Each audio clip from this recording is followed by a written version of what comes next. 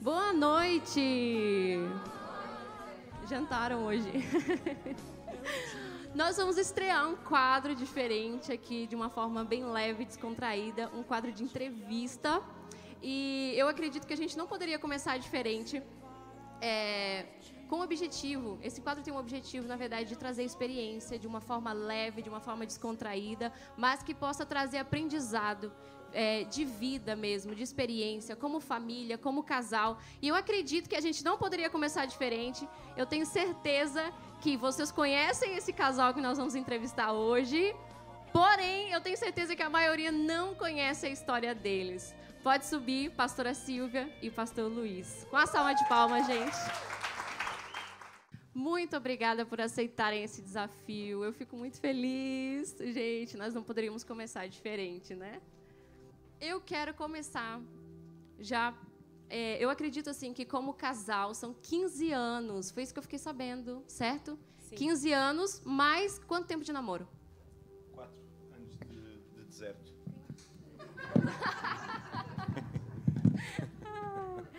Só para quebrar o gelo. Um pouco. Sim. Tá, senão vocês juntarem aí. E agora, conta pra gente, assim, como que foi que se apaixonaram, que se conheceram? Porque eu sei que tem uma história aí que envolve muito tempo de oração com a pastora Silvia. Eu quero saber, eu quero que a igreja saiba também como que foi esse momento, como que vocês se conheceram. Então, assim de forma bem resumida, eu aceitei Jesus, tinha 14 anos e quando cheguei ali perto dos 24, 23, comecei a pensar realmente que Deus tinha que me dar. Eu acreditava sempre que Deus tinha a minha cara metade. E estava na igreja, frequentava a igreja, e o que é que eu pensei? Que Deus veio mandar um jovem daqueles que estava na igreja, não é? Nunca que Deus me ia mandar uma pessoa que nem eu conhecia. Mas quis Deus realmente que eu conhecesse o Luís. Queres contar como é que nos conhecemos? Então... ok, então, Silvia... Como que foi esse encontro, assim, né? Olhou para ela e falou, meu Deus, que gaja linda. A Silvia já era crente, não é? Eu, por isso, não era crente. Tenho desculpa por aquilo que eu pensei e pela forma como eu olhei. No meu local de trabalho, eu era fiel de armazém, responsável pelo armazém e a logística do mesmo, e eu via a Silvia diariamente ir para a universidade. O apartamento onde ela morava era por cima do armazém, e sempre que ela ia para a universidade, ela é de Vendas Novas, estava a estudar em Setúbal, ela passava em frente ao armazém. Mas a minha mente, ainda que não tinha o conhecimento da verdade, pensava, ali vai uma gazela, toda gira e elegante, e eu era o leão, e queria, de alguma forma, conhecer aquela gazela. Prova a Deus trazer uma necessidade ao pai da Sílvia. Precisava de caixas e nós tínhamos muitas caixas vazias para dar. Naquela altura que ela pediu, tivemos ainda mais. Então, como bom fiel de armazém, eu dispus-me. A Sílvia veio ter comigo. Oh, peço desculpa, preciso de caixas. Você não tem... Óbvio que sim, tenho imensas caixas. Se eu não tiver, eu arranjo, com certeza. Acionei o meu modo de galã, voz suave, calma, doce. Claro que sim, que tenho caixas para ti. Foi literalmente isso, porque a escola que tive foi grande, mas ainda não conhecia Jesus, então tenho desculpa, não é? Entretanto, arranjei as caixas, não é? A Silvia deu-me o contacto, glória a Deus, aleluia. A Silvia deu-me o contacto, olha, Silvia, tenho aqui caixas, queres? Também, então fui levar as caixas. Mais uma vez, caixas. Entretanto, a coisa foi se desenvolvendo, conversa atrás de conversa e tal. Bebemos o dito cafezinho, da praxe, bebemos o cafezinho, onde a Sílvia pôs os termos em cima da mesa. Eu só namoro com um rapaz cristão. Estou a resumir muito, porque falámos muito, ok? E ainda me lembro de uma pergunta que ela fez. Caso acontecesse um acidente, não sei o quê, como é que eu agiria? Estava-me a testar para ver a minha humanidade e o meu caráter também, de certa forma, mesmo não sendo cristão. É importante dizer uma coisa. o que é que realmente me chamou a atenção não sendo um rapaz cristão. Eu sempre cresci numa igreja onde o ensinamento que me foi passado foi que o namoro, às vezes aquelas mulheres dizem, eu vou namorar, ele depois vai aceitar Jesus. Eu sabia que é muito mais complicado o homem aceitar Jesus depois de já ter aceitado o namoro. E sempre me explicaram que era o contrário. Primeiro ele tinha que converter, eu tinha que ter a certeza que ele realmente estava convertido e depois eu tinha que aceitar namoro. Então eu tinha a plena convicção que era daquela forma. E quando meto uma coisa na cabeça, tem que ser daquela forma. É verdade. E então, lembro-me que uma coisa que me encantou no Luís é que assim, ele não era cristão, mas ele tinha caráter. Tinha princípios já. Tinha princípios. Ele era só faltava Deus na vida dele.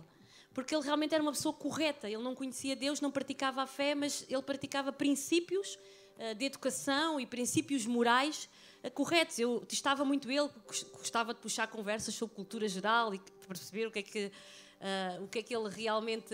A forma como ele se expressava em certas coisas, e isso me chamou a atenção. Como foi quando, por exemplo... Vamos lá. Foi para a igreja, convidou ele para um culto, Sim. certo? E como você tinha certeza de que ele aceitou Jesus de verdade? Porque, assim, quando a gente está apaixonado, gente, ele aceitou Jesus, pronto, já está. Então, já posso. Mas e aí? Será?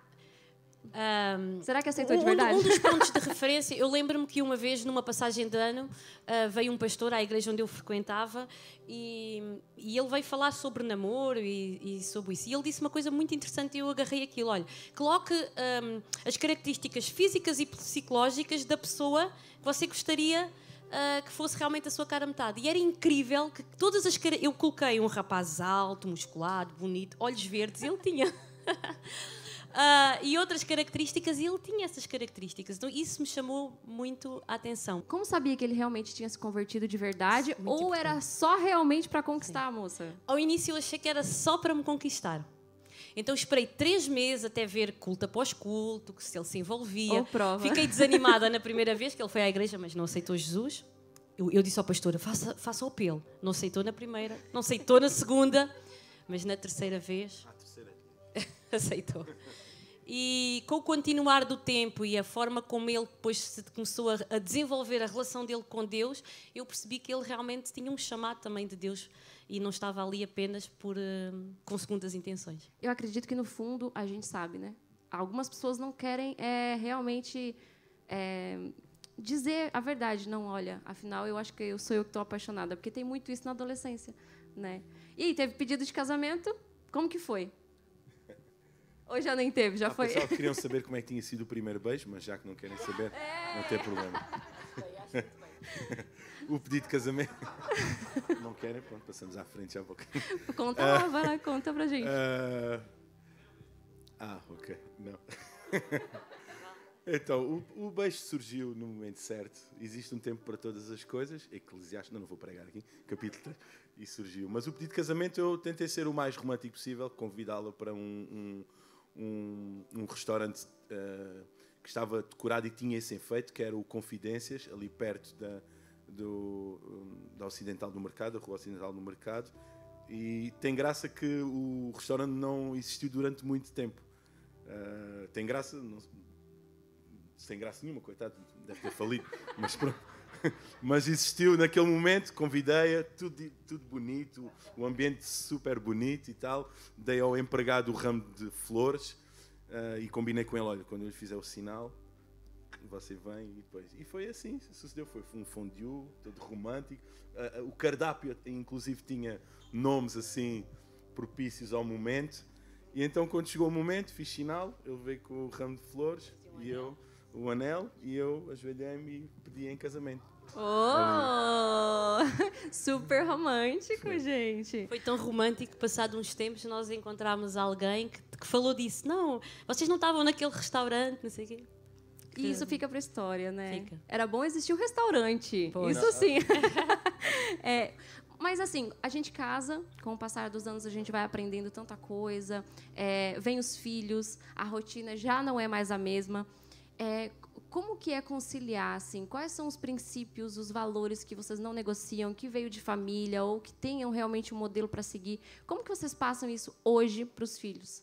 Na verdade, solteiros, casados, existe uma dinâmica mais livre para o homem e para a mulher, para os seus afazeres românticos, se é que me entendem, casados, entendem? Com filhos as coisas já, a logística e a agenda já fica um pouco mais apertada.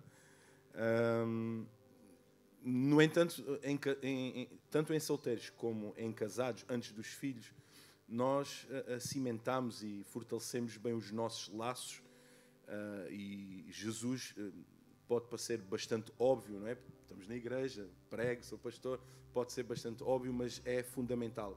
Apesar de parecer bastante óbvio, é fundamental um casamento estar firmado na rocha Jesus Cristo. E fundamental, precioso, ser a prioridade, servirmos ao Senhor, servirmos com amor. Tem graça que muitos perguntavam: porquê é que vocês não viajam, porquê é que vocês não fazem isto, mais aquilo? Nós servimos a Deus. E éramos felizes os dois.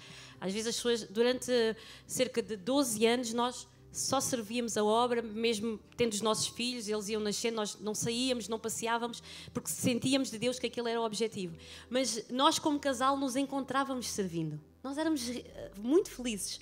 Passávamos dias inteiros, fins de semana inteiros na igreja, sexta, sábado e domingo, conferências, impactos, cultos, tudo o que havia na igreja, a Silvia e o Luís estavam lá. Sempre foi assim. Mas nós éramos felizes assim. Aquilo nos completava, entendes?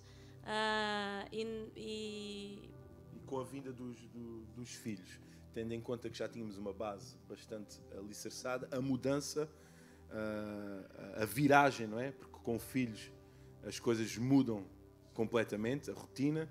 O que antigamente nós bastava uma sandes e um copo de leite ao jantar, agora já tem que haver a sopa. O que antigamente dormíamos 8 horas seguidas, agora só dormimos de 2 em 2 horas. Antigamente a atenção da esposa era só para o esposo, agora já não é, entendes? Então isso mudou, mas como já estávamos firmados, como já estávamos bastante firmes no propósito, essa mudança trouxe desafios, exigiu de nós elasticidade, que é o que um casamento também tem que ter, é elasticidade. Não podemos ser mumificados. Tudo aquilo que é mumificado, qualquer embate parte, tudo aquilo que é feito de vidro, qualquer relacionamento, por mais bonito que seja o vidro, qualquer embate parte. E nós realmente tivemos uma bastante... Estou quase a pregar, mas pronto, já estou... Mas vamos lá. Por mais que a gente saiba... princípios, né? Princípios em relação aos nossos filhos que nós não negociamos. Que não negocia, sim. Houve muitas coisas que realmente nós aplicamos no casamento, que nós aprendemos da nossa infância. Ou seja, que nós aprendemos da vivência com os nossos pais. E houve princípios que os meus pais me passaram, que são inegociáveis, que eu passo para os meus filhos.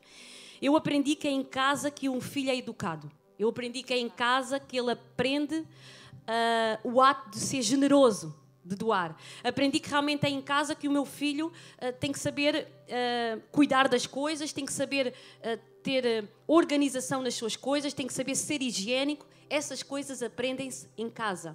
Em casa a gente aprende o desculpa, o se faz favor, o com licença e o obrigado. Então, não somos perfeitos, falhamos em muita coisa. Às vezes olhamos para os nossos filhos e dizemos, como todos os pais, mas eu não te ensinei isso, não é? Mas estas coisas que são tão simples e tão básicas são aquelas que a gente tenta colocar em prática todos os dias. E, principalmente, lembrá-los que sempre seguindo um caminho da fé, sempre colocando Jesus em primeiro lugar nas suas vidas. E na vida com Deus, porque a gente sabe que nós temos que ser o exemplo. Mas você tem alguma forma assim de vocês colocarem, olha, como jejuar, né? Tem algumas coisas, algumas práticas do dia a dia, mesmo não teoria, mas na prática, assim, algumas coisas que vocês fazem para que eles realmente tenham esse momento e tudo mais? Sim, de pequeninos nós sempre íamos deixar eles dormir, até bens bastante grandes, e sempre tínhamos um momento da leitura da palavra de Deus. Quando eles eram pequeninos tínhamos aquelas bíblias. Nunca tivemos na mesa de cabeceira os livros da banda desenhada nem dos filmes, eram as bíblias desenhadas, os desenhos, não é? E explicávamos com aqueles desenhos a Bíblia de maneira mais prática, digamos, e à medida que eles foram crescendo, fomos explicando a importância de se fazer um devocional, né? Ter o seu momento com Deus, de se ler a palavra de Deus. E em família tentamos tirar também, era algo que começámos a fazer de uns anos para cá, que foi realmente tirar um dia que tiramos sempre ao sábado de manhã, em que fazemos um pequeno almoço mais requintado, colocamos a mesa toda bonita, porque às vezes a gente tem tendência, não, eu vou guardar estas coisas bonitas para quando vêm os convidados, mas não, exato. A nossa família tem que ser a primeira a realmente a desfrutar das coisas boas. Então, ao sábado é um momento que a gente tem ali de pequeno almoço, de partilha, de comunhão, em que a gente tenta saber em família o que é que aconteceu durante a semana, e o momento em que falamos também das coisas de Jesus, das dúvidas, e temos tentamos todo o sábado de manhã, toda a semana, pelo menos esse dia, ser o dia em que nós partilhamos de uma forma mais especial as coisas da fé também. Sim, e isso cria um relacionamento não só entre família, mas de conhecer a Cristo, porque o que acontece muito hoje em dia é que as crianças crescem, depois se desviam do caminho do Senhor porque não tiveram o seu momento com Deus, né? A sua própria experiência, não é a experiência dos pais, não é a experiência do outro, mas é a sua experiência. E como casal, eu acredito que vocês também tenham um dia para vocês. Eu não me contentava só com um dia. Basicamente, nós temos todos os dias. Todos os dias é para nós. Mas tem aquele dia especial que todo casal precisa. Temos um dia de folga, que é a segunda-feira, e tentamos... Admito que não dá toda a segunda-feira para o fazer, mas que nos reservamos para nós mesmos, para os dois, e isso é fundamental, ter esse dia. E daí tem toda aquela escala com quem deixa os filhos e tudo mais, né? Nós, tem uma logística. Nos tempos para cá, antigamente era complicado, mas nos tempos para cá realmente nós priorizamos isso. Então, pelo menos às vezes não dá todo o mês ou de 2 em 2 meses, a gente tenta organizar os nossos filhos e tirar uma noite, nem que seja num hotel, porque é um momento que nós temos realmente mais descontraído e que podemos estar os dois. E quando não podemos ir fora, mesmo no seio da nossa casa, a gente tenta realmente, a segunda-feira, que é o nosso dia de folga, ou da tarde, ou de manhã, tirar realmente um momento em que estamos sozinhos, estamos mais à vontade, e que o casal precisa também de se fortalecer nesses momentos, e é muito precioso tirarmos esse tempo em que só está o casal, não tem mais ninguém. E a logística, às vezes, não é o sair para fora, né? Às vezes, ir para um restaurante, às vezes a gente não consegue. Embora é importante, sim, eu acho que tudo é prioridade, a gente consegue, a gente dá um jeito.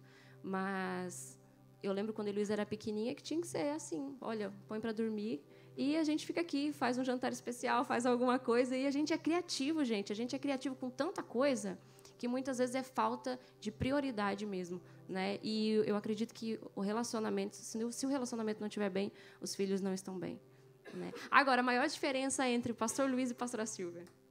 Quando casaram, sabe quando dá aquele choque, assim? Qual a maior diferença? Não conte. É porque eu... Quero muita diferença. Não, eu vou dizer que ele fica chateado.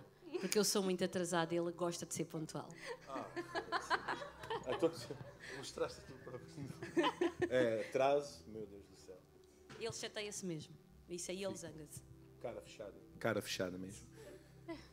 Se me virem chegar ao culto de cara fechada, algum lado... Já sabem que eu me atrasei. Era um evento... Só que ou fome... ou ela chegou-se a atrasar? Mas o cara fechada dele, ele dura pouco tempo. É o bom da situação, é que ele fica um bocadinho chateado, mas meia hora. A máscara agora foi vantajoso para mim, porque na maior parte das vezes...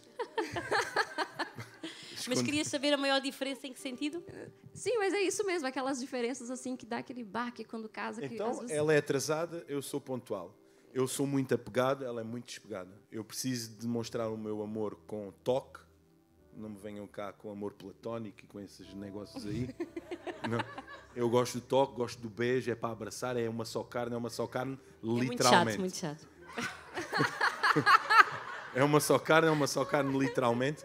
Eu sou assim, mas ela é mais ativa, proativa, eu sou mais... Pés no chão. Sim. Sim. Mas já agora, né, perguntamos as diferenças e agora, exatamente, o que o pastor Luiz mais admira na pastora Silvia? Pronto, o que eu mais admiro é... Não, isso é lógico e vocês sabem que é uma verdade, todos vocês sabem que é o amor ao próximo, a sua proatividade, a sua mente aberta, a sua capacidade de discernimento para aquilo que Deus tem para a nossa vida, porque já não é uma, nem duas, nem 3 vezes que as oportunidades surgem e ela agarra. E eu simplesmente tenho que apanhar o ritmo. Quer a nível pessoal, e vinha no carro com os irmãos e vinha a falar sobre uma viagem que fizemos a Israel, numa promoção fantástica, foi um milagre de Deus, e foi a Sílvia que se predispôs, colocou na brecha E eu simplesmente tive que me agarrar. Ela dizia, não, vai ser nossa, mas está as vagas todas ocupadas. Vai ser nossa. Eu simplesmente agarrei na perna e corro atrás. A nível profissional também, uma mulher sonhadora. E é isso que eu admiro, o amor ao próximo, sempre disposta a ajudar, a dar. Não estou a puxar lustre, nem estou a querer semear aqui para colher mais logo. Apesar disso ser uma grande probabilidade. Apesar de haver uma grande probabilidade. Mas é a realidade. E vocês sabem, vocês que conhecem a Sílvia, sabem que ela é muito disposta a dar, a ajudar o próximo. E essas coisas, eu simplesmente admiro muito isso nela. Agora, pastora Sílvia, sua vez. Uma das coisas que eu mais admiro no Luís é a forma dele me amar. É que ele realmente é um marido incansável. Conta agora como é que eu acordo às 6h30 da manhã. Não. Como é que eu acordo às 6h30 da manhã? Pensem assim, são 20 anos. E são 20 anos sem nós nunca termos uma crise no casamento. Nunca tivemos uma briga no namoro. E porque eu acho que ele é extremamente paciente. Ele realmente tem uma forma tão especial de amar a sua esposa e de amar os seus filhos, que isso realmente é a maior característica nele e é aquilo que realmente todos os dias me faz cada dia ser mais apaixonada por ele. Vou fazer aqui a transferência MBWay, que nós combinámos. Estou-me só a afastar um pouco, que as minhas asas estão a crescer. E a minha orelha... Noutro ponto de vista, noutros campos, é um homem extremamente constante e isso me admira. Faz-me confusão as pessoas hoje dizerem uma coisa, amanhã já querem outra, no outro dia já querem outra. E o Luís, ele é perseverante e ele é constante. Há momentos que às vezes até sou eu que quero desistir. Ele disse, não, Deus tem isto para nós, nós vamos lá. E principalmente na fé, não é? Sendo ele mais novo nos caminhos da fé, muitas vezes dá-me grandes lições. Da sua perseverança nas coisas de Deus. Deixa gravar isto. Está gravado. Vou emoldurar este vídeo. Tem algum casal? Eu acredito que para cada área da vida nós devemos ter um modelo, né? Seja nas finanças, como casal, no relacionamento, enfim, eu acho que em cada área da vida. Tem algum casal que vocês têm como modelo? Vocês se inspiram assim em alguém? Sim, como tu disseste, é muito importante. Claro que Jesus, ele é o caminho, a verdade e a vida, e nós como cristãos, o nosso foco maior é Jesus. Mas Jesus, eu aprendi uma coisa na vida, ao longo da minha vida, Deus sempre coloca pessoas especiais na nossa trajetória. E eu disse, Deus, sempre disse isto, dá-nos capacidade e sabedoria, dá-nos a sabedoria de Salomão para a gente identificar as pessoas que Deus coloca, que não são meros amigos, não são meras pessoas, mas trazem realmente um propósito maior. E realmente, ao longo da vida, Deus pôs casais fantásticos que ainda hoje estão na nossa vida. O Florencio e a Ana Rita são uns desses casais. A Silvani, o Jorge, sei lá, tantos casais que estão aqui. Mas Deus realmente trouxe um casal, que é o pastor Rodrigues e a pastora Ana, que nós já nos conhecemos há muitos anos, há mais de 15 anos. Na altura nem eram pastores, nem nós também. Mas realmente foi um casal que Deus trouxe com o objetivo de discipular a nossa vida, mentorear a nossa vida, nos ajudar tanto a nível familiar como a nível profissional e ministerial.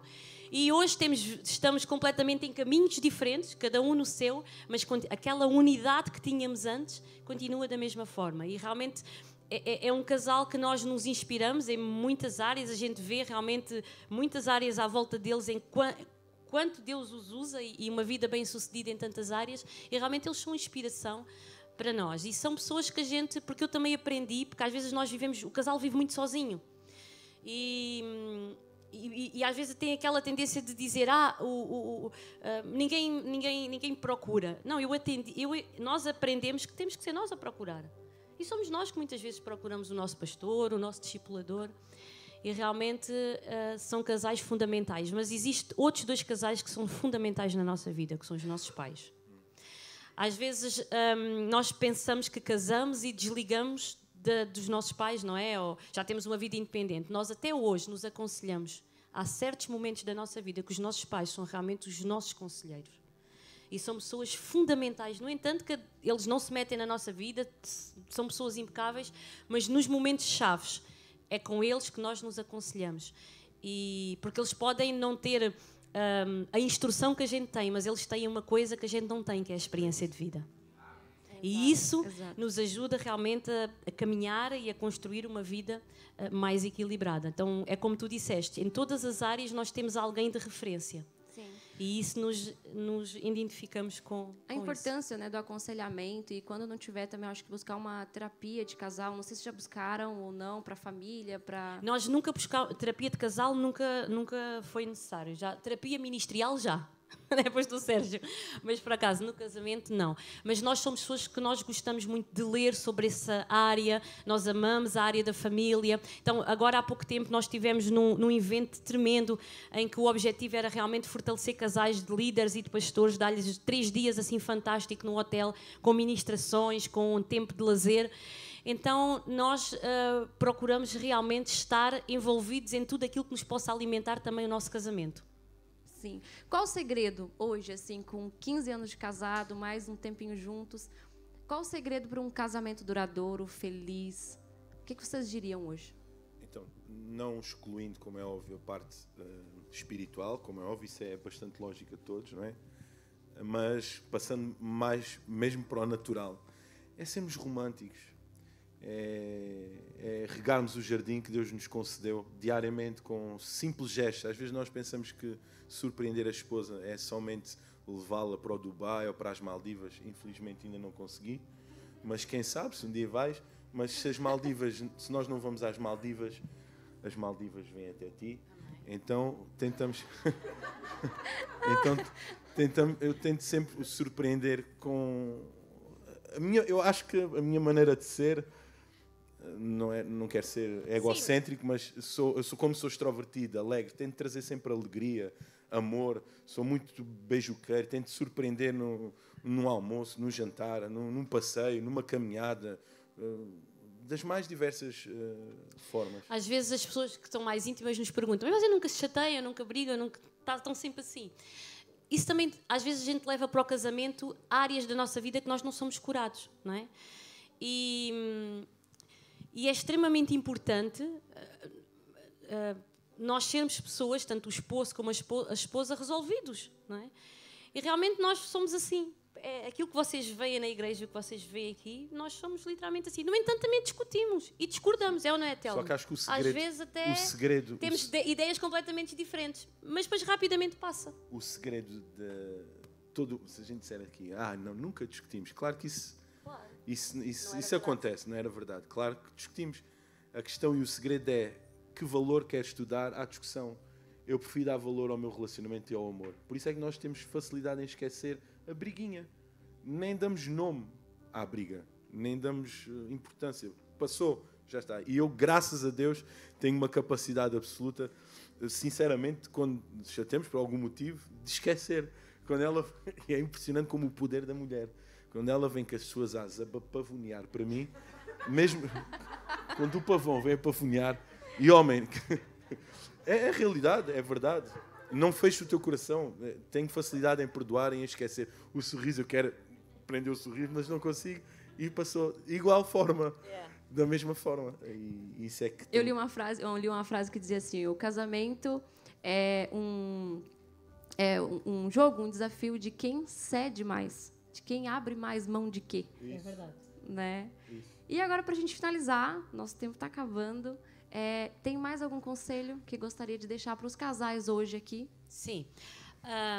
Nós fizemos um curso de preparação para o casamento com o nosso pastor e houve realmente alguns pontos que nós colocamos em prática até hoje, que é: nós nunca nos vamos deitar de um dia para o outro chateados um com o outro.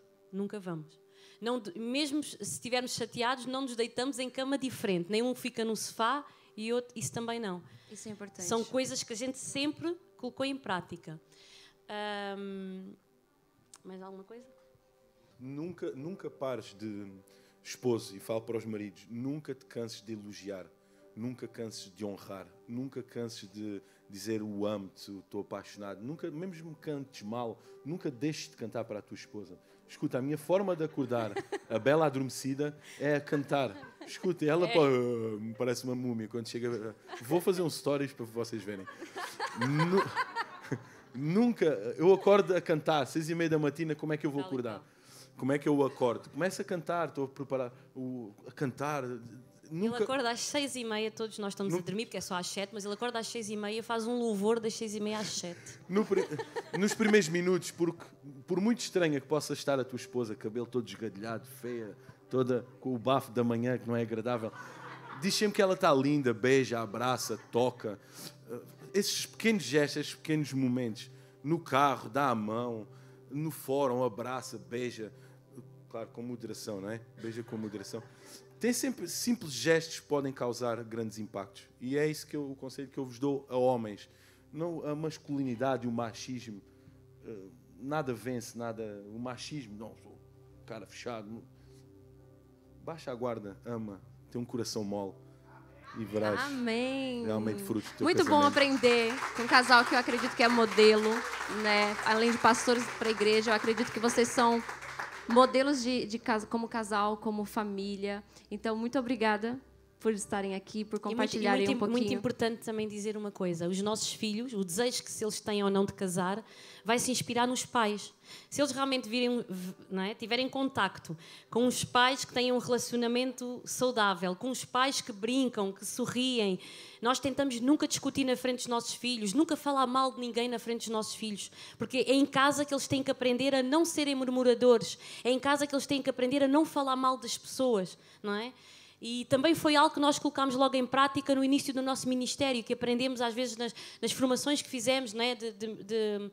Para nos formarmos como pastores, não falem dos irmãos da igreja à frente. Porque a gente às vezes tem sempre alguma coisa para dizer, é normal, mas não falem à frente dos vossos filhos. Olha, então, os nossos filhos, eles não sabem de o que é que acontece aqui com os irmãos da igreja, ou algum problema que tenha acontecido, eles não sabem nada disso. Então a gente tenta o máximo realmente guardá-los nesse sentido, e depois é o normal daquilo que nós somos, e acreditamos que eles vão crescer tendo, e eles já falam os dois nisso, em casar e em ter filhos, como o casamento é uma coisa boa, é uma coisa prazerosa. Exato. Uma pergunta que me chamou muita atenção é: os seus filhos gostariam de casar olhando para o seu casamento que você tem hoje? Eles gostariam de casar, de ter filhos? Às vezes tem gente que gosta que até quer casar, mas não quer ter filhos, porque foram criados como um peso. Sempre a expressão dos pais para os filhos é: nossa, minha vida depois que tu nasceu, minha vida depois... Como se o filho sempre fosse um peso. Então, eu acho que essa pergunta é de sempre se fazer. Será que os meus filhos gostariam de casar olhando para o meu casamento? Porque eles são realmente o nosso maior legado, não é? Como eles são o fruto do casamento. Exato. Então, tudo aquilo e o melhor ensinamento não são as palavras, mas são as ações. É eles verem em nós procedimentos que eles vão reproduzir. Exato. O meu filho vê tanto em nós um exemplo que já fala em casar, por isso já estou a ver. Tem 14 anos. Agora, demos tanto exemplo, tem um sinal. exemplo que eu já disse: calma, mano, vai lá devagar. Vai devagar. Só Não a apresse graça. as coisas. Muito obrigada. Deus abençoe Ninguém tem a vida de perguntas? vocês. Gostaram, Não, gente? glória a Deus. Gostaram?